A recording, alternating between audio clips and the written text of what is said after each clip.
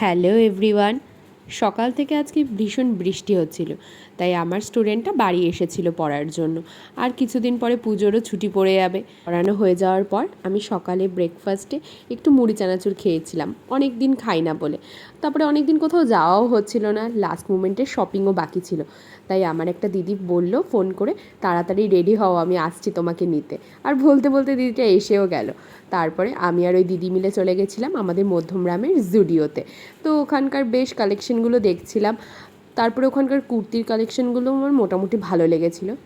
জুডিওর জামা কাপড় আমি কিনি মাঝে মাঝে, পুজোর সময় খুব একটা কেনা হয় না, কারণ খুব একটা ভালো কালেকশন সত্যিই পাই না।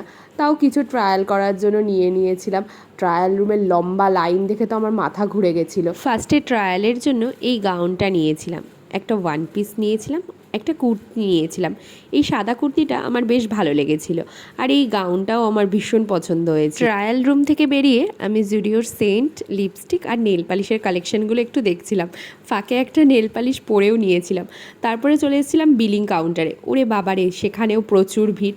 আমাদের কেনাকাটা কমপ্লিট হয়ে গেছিলো। তারপরে আমরা ফিরছিলাম বাড়ির পথে। রাস্তায় ফুচকার দোকান দেখে আমরা দুজনেই দাঁড়িয়ে পড়েছিলাম। যেহেতু আমরা দুজনেই ফুচকা লাভার, তাই তাড়াতাড়ি ঝটপট করে আমরা একটু ফুচকাও খেয়ে নিয়েছিলাম। ঝাল ফুচকা খেয়ে আমরা তারপরে বাড়ি চলে গেলাম। টাটা।